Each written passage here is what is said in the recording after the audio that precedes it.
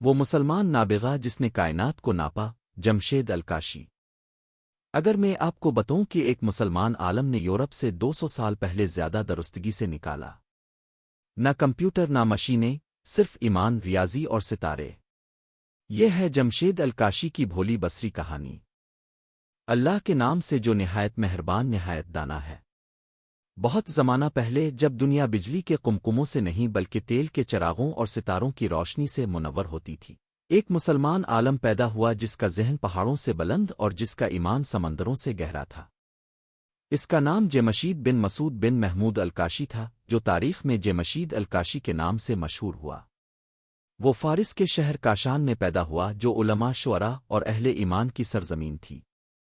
یہ تقریباً 1380 عیسوی کا زمانہ تھا جب دنیا کا بڑا حصہ جہالت کے اندھیروں میں ڈوبا ہوا تھا، مگر مسلمان دنیا میں علم کی روشنی ابھی باقی تھی۔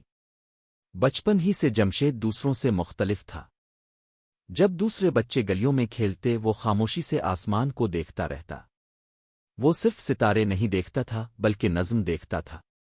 وہ صرف چاند نہیں دیکھتا تھا بلکہ پیمائش اور درستگی دیکھتا تھا۔ جب وہ کائنات کا مطالعہ کرتا، اس کا دل اللہ کے قریب محسوس کرتا، کیونکہ وہ سمجھتا تھا کہ کائنات کو سمجھنا خالق کی عظمت کو سمجھنے کا ذریعہ ہے۔ اس کا خاندان امیر نہیں تھا۔ کاشان کی زندگی سادہ اور کبھی کبھار مشکل تھی، مگر جمشید کے پاس دولت سے بڑھ کر ایک چیز تھی، علم کی شدید پیاس۔ اس نے ریاضی، فلکیات، ہندسہ اور دنیات کی تعلیم حاصل کی۔ کتابیں کم تھیں اور اساتذہ بھی محدود، مگر وہ صبر والا تھا۔ وہ ہاتھ سے مخطوطے نقل کرتا، چراغ کی روشنی میں حساب لگاتا اور لمبی دعائیں کرتا کہ اللہ اسے سمجھ اور حکمت عطا فرمائے۔ وقت گزرتا گیا اور جمشید اپنی تیز ذہانت کی وجہ سے علماء میں مشہور ہونے لگا۔ اس نے کبھی شہرت کا پیچھا نہیں کیا، وہ صرف سچ کی تلاش میں رہا۔ وہ علم کو امانت سمجھتا تھا جو اللہ کی طرف سے ہوتی ہے اور جسے عاجزی کے ساتھ استعمال کرنا چاہیے۔ وہ اکثر کہتا تھا کہ عداد کبھی جھوٹ نہیں بولتے، مگر انسان کو انہیں سمجھنے کے لیے ایماندار ہونا چاہیے۔ اس زمانے میں مسلم دنیا تبدیلی کے دور سے گزر رہی تھی۔ سیاسی عدم استحکام عام تھا، مگر علم کے مراکز اب بھی موجود تھے۔ اس دور کا ایک طاقتور حکمران الغ بیگ تھا جو فاتح تیمور کا پوتا تھا۔ وہ دوسرے حکمرانوں کی طرح جنگوں سے زیادہ علم سے محبت کرتا تھا۔ اس کا خواب تھا کہ اسلامی علوم کے سنہری دور کو دوبارہ زندہ کیا جائے۔ جب الغ بیگ نے جمشید الکاشی کا نام سنا تو اس نے اسے بلوا بھیجا۔ یہ دعوت جمشید کی زندگی کا رخ بدلنے والی ثابت ہوئی۔ جمشید نے سمرقند کا سفر کیا جو اسلامی دنیا کا ایک چمکتا ہوا نگینہ تھا۔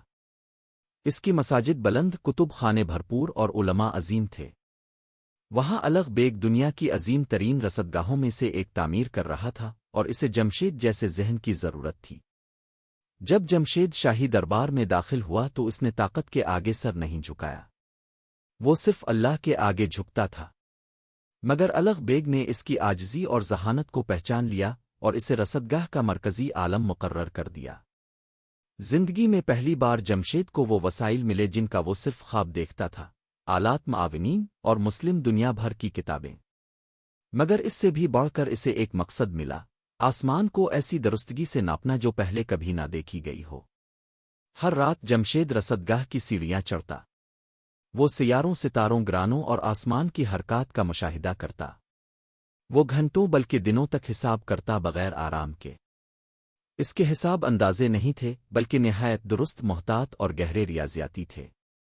اس کی سب سے بڑی کامیابیوں میں سے ایک دن پائی کی درست قیمت کا حساب تھا۔ اس سے پہلے کسی نے بھی اتنی درستگی سے معلوم نہیں کیا تھا۔ جمشید نے کو 16 اشاری مقامات تک درست نکالا جو صدیوں تک دنیا دوبارہ حاصل نہ کر سکی۔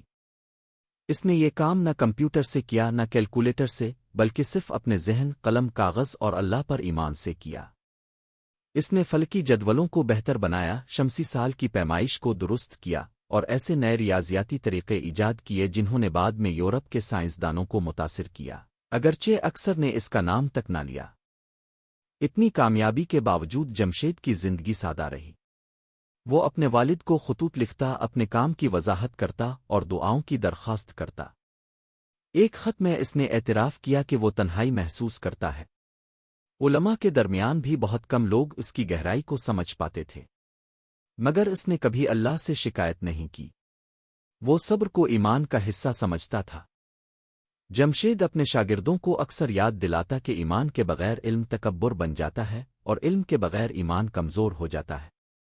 وہ سکھاتا تھا کہ اسلام سوچنے، مشاہدہ کرنے اور سوال کرنے کی حوصلہ افزائی کرتا ہے، کیونکہ قرآن خود انسان کو آسمان و زمین میں اللہ کی نشانیاں دیکھنے کی دعوت دیتا ہے، لیکن ہر کوئی اس کی قدر نہیں کرتا تھا۔ کچھ علماء میں حسد پیدا ہو گیا، کچھ اس کی ذہانت سے خوفزدہ تھے۔ درباری سیاست خطرناک تھی، افواہیں پھیلے، مگر جمشید خاموش رہا اور اپنے کام پر توجہ دی۔ اس نے اللہ پر بھروسہ کیا کہ وہ اس کی عزت کی حفاظت کرے گا۔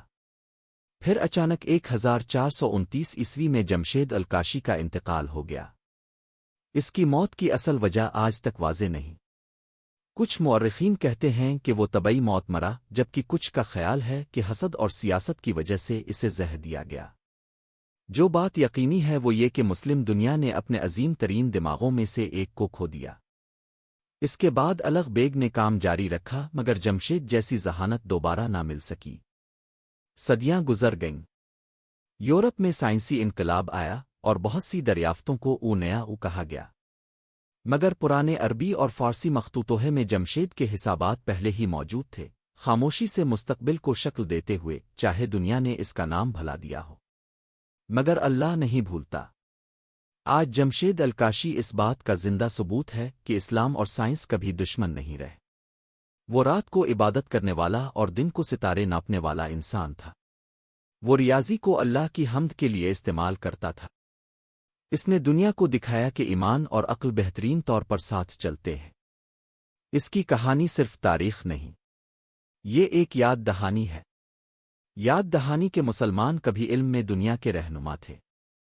یاد دہانی کے اصل کامیابی اخلاص میں ہے۔ یاد دہانی کے جب نیت پاک ہو تو بھولا ہوا کام بھی صدیوں تک گونجتا ہے۔ جمشید الکاشی آج مشہور نہ ہو، مگر اس کے عداد زندہ ہیں، اس کے ستارے روشن ہیں، اور اس کی میراث آہستہ سے کہتی ہے: علم حاصل کرو، اللہ پر بھروسہ رکھو، انسانیت کی خدمت کرو۔